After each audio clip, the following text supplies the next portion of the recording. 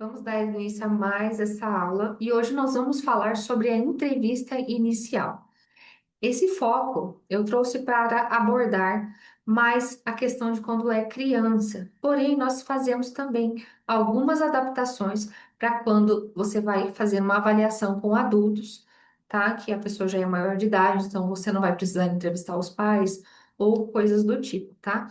Então, essa adaptação da entrevista inicial para avaliação de pessoas maiores de 18, eu vou deixar em anexo para vocês, tá? Para que vocês consigam acessar depois. Eu vou abrir o slide para começarmos aqui. Então, qual que seria o objetivo da entrevista inicial? Primeiro, você vai coletar informações sobre o histórico escolar, familiar e comportamental do aluno.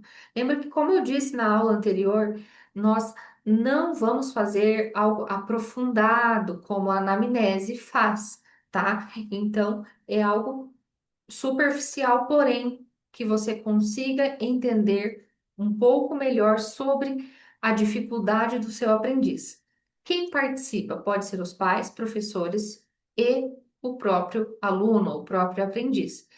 É raríssimo, tá? Raríssimo os professores quererem participar, mas se quiserem também é algo bacana de se fazer, tá bom? As perguntas principais, as dificuldades observadas, histórico de desenvolvimento e o contexto emocional e social são as principais perguntas ali, tá?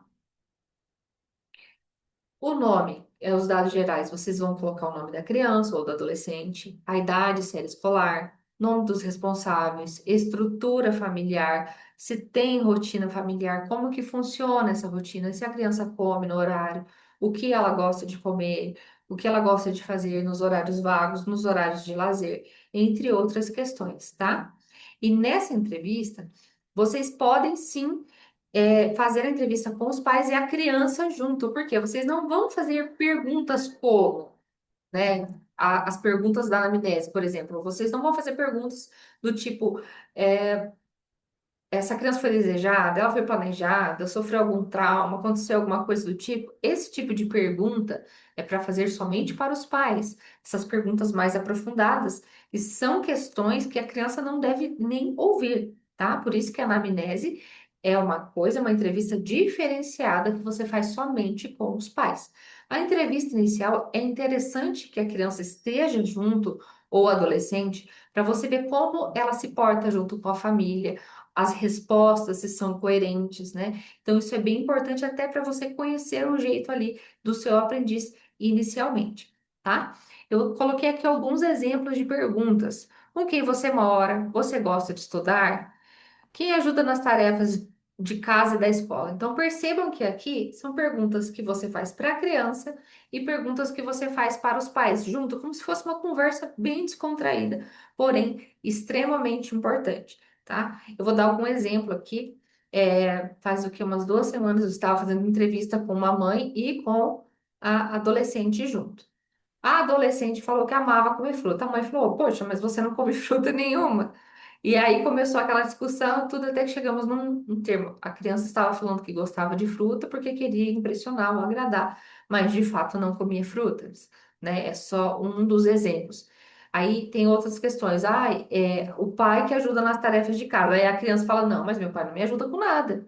E aí você já começa a entender como que funciona essa questão familiar da criança, do aprendiz e as estruturas familiares, né? A outra questão é o histórico escolar. Como que tem sido o desempenho nos últimos anos, né? Você pode até perguntar nos últimos meses, né? Se estiver no meio do ano, no final do ano, como que foi nos últimos meses? Se há histórico de repetência ou de mudança frequente de escola, né? E como que essa criança reage às atividades escolares. Isso é importante porque às vezes você olha para a criança e fala, e aí, como é que é? O pai e a mãe respondem uma coisa, a criança responde outra. E é sempre importante você conversar com essa família e fazendo as suas anotações de forma sutil, tá? O que eu sempre falo para as mentoradas é que, assim, eu sou muito expressiva, mas a gente tem que treinar. Pega um espelho, coloca na sua frente e treina. Treina bastante. Porque às vezes a pessoa fala uma coisa e você faz assim, aquela cara de espanto, aquela cara de susto, ou meu Deus, você faz uma cara assim, chacoalha a cabeça e digita, escreve. A pessoa fala, poxa, eu falei alguma coisa errada. E essa primeira impressão da entrevista inicial que a família vê você, é aquele ditado, né? A primeira impressão é a que fica.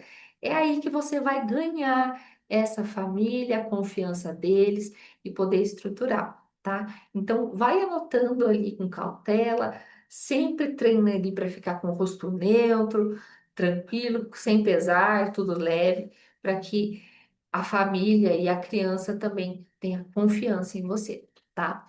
Eu deixei outros exemplos de perguntas aqui. Quais matérias você tem mais dificuldade ou interesse? A escola deu algum feedback do desempenho da criança? Isso são duas perguntas, para a criança ou para o pai, para a família, para a mãe, tá? Aí, seguindo aqui, o desenvolvimento cognitivo e motor, como que foi? Se já andou nos primeiros anos? E assim, aqui não é tão aprofundado quanto a anamnese, então você pode falar assim, ah, andou, falou dentro do tempo adequado, né? Teve atraso? Conseguiu segurar o lápis no tempo certo? Ou teve muita dificuldade? Como é que é? O aluno se cansa facilmente ou demora para concluir tarefas, coisas básicas que a gente pergunta para saber até por onde começar a intervenção com essa criança, tá? A avaliação, no caso. Como você se sente ao fazer as atividades que exigem escrever ou ler? Como a família percebe a criança nos momentos de atividades? Então, isso aqui é muito importante, tá? A outra questão é o comportamento e socialização, que é fundamental. Como que a criança ou adolescente se relaciona com os colegas ou com os professores. Muitas crianças que têm dificuldade de aprendizagem, que chegam para fazer uma avaliação, sempre falam, eu gosto muito da minha professora, do meu professor, tem bastante amiguinhos, mas eu não gosto da escola porque é difícil. Para a criança está sendo difícil. Então, assim, às vezes a criança fala: Eu gosto dos meus amiguinhos, gosto de aprender, mas eu não gosto da minha professora. Então, muitas vezes, essa dificuldade de aprendizagem que está sendo ali pontual, está vindo do relacionamento com a escola ou com o professor, ou essa criança está sofrendo bullying, e aí não é uma dificuldade por um transtorno ou por uma dificuldade em si de aprendizagem, mas é algo externo que está afetando a parte interna. Então, nesse momento, você já consegue ter uma noção para depois colocar os testes para investigar corretamente, tá? Há sinais de isolamento, de agressividade, de timidez excessiva, como reage a frustrações e desafios. Aí, alguns exemplos aqui, como você se sente em relação aos seus colegas. Você costuma brincar ou conversar com os colegas, com os amiguinhos? A família tem costume de socializar com outras pessoas?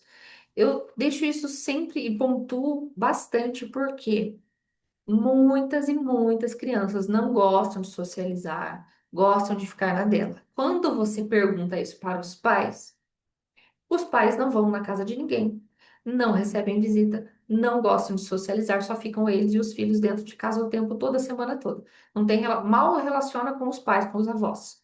Então, é o cotidiano, é o aprendizado dessa criança, né? A criança está aprendendo a se portar dessa forma, não é que é um autismo ou que é outro tipo de problema emocional, mas a família em si é assim. Então, o núcleo familiar dessa criança é um núcleo familiar que não tem relacionamento social, que não sai, que não convida amiguinhos, que não vai em festa de aniversário, que não sai para lugar nenhum. Então, a criança automaticamente acaba desempenhando o mesmo comportamento, né? Um comportamento aprendido que vai se repetindo. Por isso é importante fazer essa pergunta para a família. Socializa. Ah, só vou na casa do meu pai e da minha mãe, porque alguns clientes meus têm justamente esse costume. Só vai na casa dos avós. Ah, mas vai na casa de um primo? Não. Vai no parque e brinca com outras crianças? Não. Só fica em casa e a gente não recebe visita. Quem vai na nossa casa é só a vovô e a vovó. Então, essa criança ela vai ter um comportamento e um desenvolvimento diferente de outras crianças que se socializam mais, tá? Por exemplo, um bebezinho, tá ali com a mãe, sempre está com a mãe, sai? Não. Recebe visita? Não. O único relacionamento e contato é mãe, pai e a casa. Não vai ninguém lá e a criança não vai em lugares para se socializar. Então, essa criança ela vai ter um desenvolvimento diferente. Por isso é importante vocês fazerem essa comparação nesse momento da entrevista. Aspectos emocionais. Existe alguma queixa emocional, como tristeza, ansiedade, desânimo? A família percebe mudanças de humor ou comportamento fora da escola? Por que eu coloco isso? Muitas vezes a criança, ela, quando está no momento de ir para a escola, ela trava, chora, começa a passar mal. Tem casos de crianças que adoecem, ficam com vômito, dor de barriga, e, enfim, muitas coisas para ir para a escola. Passou o período escolar, a criança volta ao normal. Só que tem crianças que se portam assim na escola e também em casa, também em outros momentos de dificuldade, de estresse emocional. Por exemplo, aconteceu um problema em casa, a mãe teve que chamar atenção e discutiu com a criança. A criança tem essa mudança de humor, de comportamento. Então, pode ser, né? Se olhando dessa forma, claro que eu estou falando de uma forma superficial, tá bom? Mas que essa criança tem um problema emocional, não só relacionado à escola, mas a outras questões também. Então, isso é bom e é um ponto de alerta para vocês observarem. Por exemplo, você costuma se sentir triste ou nervoso na escola? Você costuma se sentir triste ou nervoso em casa? E faça essa pergunta para os pais também, né? Nesse momento seria interessante se tivesse um professor da criança aí também para ajudar, mas como eu falei para vocês, comigo acho que aconteceu 2 vezes nesses 8 anos aí, então é bem complicado. Rotinas e hábitos. Como é a rotina diária da criança? Incluindo sono, alimentação, lazer. Quanto tempo ela passa em atividades fora da escola? Como jogos, esporte, TV, celular, tablet, enfim, o que ela faz fora ali, tá? Como é o seu dia a dia? Como é a rotina da criança, da família com a criança? O que você gosta de fazer quando não está na escola? E aqui fica um ponto legal para vocês fazerem algumas anotações, porque aqui a criança ela dá a deixa dela. Eu gosto disso, eu gosto muito daquilo. Ou seja, ali você já vai ter um reforçador para você utilizar durante o seu processo de avaliação psicopedagógica. Sabe quando a criança ela ainda está um pouco resistente, ou ela cansou demais com o teste, com aquela avaliação, ela está esgotada, você já vai usar aquilo que ela gosta para dar um fôlego, recuperar essa criança e continuar com a sua avaliação. Então, aqui preste bastante atenção, anote o máximo de informações possíveis para que vocês consigam ter isso a favor de vocês, tá? As expectativas da família. Isso aqui é fechar com chave de ouro, tá bom? O que a família espera da avaliação psicopedagógica, certo? Vocês vão fazer exatamente essa pergunta. O que vocês esperam da avaliação psicopedagógica? Ah, mas eles já vieram porque eles falaram que precisa disso e disso.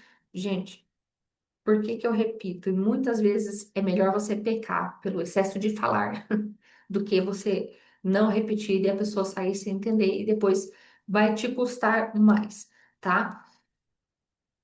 Por quê? Essa expectativa precisa ser alinhada com a realidade. Muitas famílias, tá? Quando, lá no início, quando eu comecei a atender, quando eu comecei a fazer avaliações, eu começava a avaliação, passava 2 sessões, ah, mas eu não vi melhora. Ah, mas como é que tá indo? Porque a escola tá reclamando que ainda tá assim, assado. A avaliação psicopedagógica, ela é igual à intervenção? Não. Até porque 2 sessões de intervenção é difícil ter tanta melhora assim. Pode ser que melhore, mas não tanto. Mas a pessoa, ela confunde o que é avaliação do que é intervenção. Então, ela precisa entender que nesse momento você só vai investigar as causas, aquilo que está causando a dificuldade dessa criança, os possíveis transtornos, as possíveis causas de dificuldades. Você não vai fazer uma intervenção, tá? Então a família precisa entender que até o final você vai devolver o relatório, fazer a devolutiva, você vai analisar, aplicar testes para você conseguir ajudar de fato essa criança, esse indivíduo. tá? Então, é bom sempre reforçar isso, explicar, olha, não é aulinha, tá? É porque muita gente fala isso, eu sei que incomoda, tá? Mas sempre falar com gentileza, não é aulinha, vamos para a sessão de avaliação, vamos para a terapia da aprendizagem, tá? Então, assim, é importante vocês fazerem esse reforço e explicar. É avaliação psicopedagógica. Avaliação psicopedagógica não é aulinha, não é reforço, não intervenção psicopedagógica, tá? Então, sempre alinha isso antes de finalizar para iniciar a sua avaliação. Outra questão é, já buscaram outras formas de ajuda? Psicólogo, médico, terapeuta. É muito importante aqui, porque às vezes a criança já faz acompanhamento, você consegue até ter um trabalho em parceria, né? Que algumas crianças que eu atendo aqui, elas têm esse contato já com os psicólogos, já fazem terapia, então eu consigo o contato dessas psicólogas e consigo fazer uma ponte no trabalho para que o trabalho funcione de uma melhor forma, tá? Alguns exemplos. O que vocês esperam desse acompanhamento? Foi como eu já falei para vocês, tá? Conclusão. Você vai terminar a reunião. Essa reunião geralmente é de 1 hora até 1 hora e meia. Eu sempre que eu planejo, porque como a criança vai estar junto, deixa um brinquedinho, deixa alguma coisinha, né? No caso aqui, né? Deixa uma massinha, porque daí a criança, quando você está falando com os pais e com a criança brincando, ela vai conseguir se soltar mais e falar até demais. Então, isso é importante. Deixa uma massinha, um joguinho. Eu deixei esse joguinho aqui, mas esse joguinho faz muito barulho, tá? Eu coloco um joguinho que não faça tanto barulho, porque daí a criança fica dando essa mãozinha aqui, ó. Vou até mostrar para vocês aqui. Esse jogo se chama Tapa Certo. E aí ela fica batendo com a mãozinha, você não consegue ouvir direito. Então, sugiro que coloque um jogo mais silencioso, tá? E aí você termina essa reunião explicando quantas sessões vocês vão fazer a partir daí. Lembrando que essa primeira, que a entrevista, ela já é uma sessão, tá? Então já conte a partir daí. E previamente já fechar os valores da avaliação. Porque eu falo previamente, antes de fazer a entrevista, já negocie os valores, tá? A hora que acabar a entrevista, a pessoa já te paga e finaliza, tá? Nós vamos ter uma aula sobre valores, precificação e como cobrar, tá? Para que você não fique no prejuízo, para que você não monte toda uma sessão de avaliação, a pessoa vai 2 sessões, depois nunca mais volta. E aí você já perdeu seu tempo, investiu dinheiro para ter que fazer impressões, comprar testes, enfim. Então, para que isso seja evitado, né, nós vamos ter uma aula especificamente falando sobre isso, tá bom? E mais uma coisa aqui, eu deixei passar, mas vamos voltar aqui. Se já buscaram ajuda de outra forma, é interessante logo ali nessa parte aí, vocês questionarem, perguntarem se a criança faz uso de algum tipo de medicação, tá? Então, assim, o que que acontece? Às vezes a criança ela já toma medicação, já tem um diagnóstico prévio, ou toma medicação para alguma coisa. E aí, quando você vai fazer a avaliação, você precisa colocar que isso pode também interferir. No caso, recentemente eu fiz a avaliação em uma criança que já tem diagnóstico de TDAH, porém a mãe queria ter certeza. A criança está com dificuldade na escola, tem dificuldade para escrever, tem dificuldade para ler e tudo mais. Então, vamos fazer a avaliação. E estava indo tudo ok, até que um dia essa criança, meu Deus, não parava quieta, não sentava, não conseguiu fazer nada. Aí eu tive que falar para a mãe, olha, hoje, é, na sessão de hoje, os testes não foram tão legais assim, porque a criança assim, assada, e a mãe pensou um pouco, esqueci de dar a medicação. Então, veja só, a criança, o natural dessa criança era igual aquele dia. Os outros dias, ela estava mais calma, mais tranquila e prestando atenção, né? Então, assim, aí você consegue mensurar e colocar lá no teu relatório. O dia que está sem medicação, estava sem medicação, ficou assim, assim, assado. Mesmo com a medicação, para a atenção, a criança não conseguiu escrever corretamente, fazer somas, tal, tal, tal, tal, tá? Então, você deixa isso bem explicado e anota tudo o máximo que você conseguir, tá? E aí, depois, mais para o final da sua avaliação, você vai fazer a anamnese. Agora, a anamnese vai ser algo bem profundo, perguntas que a criança não pode estar junto. E aí você avisa isso para a família. Olha, família, vão ser dois encontros com vocês. Um já foi hoje e o segundo é só com os pais. A criança não pode comparecer, não pode estar presente por conta dos assuntos que serão falados, ok? Então, deixa isso bem claro. E por hoje é só. Eu espero que vocês tenham gostado dessa aula e qualquer dúvida, deixa aqui nos comentários aqui embaixo, manda no e-mail, né? Acessa ali, eu também tenho o link do WhatsApp, pode me chamar no WhatsApp, lá no direct do Instagram, e nós vamos conversando e tirando as dúvidas. Até a próxima.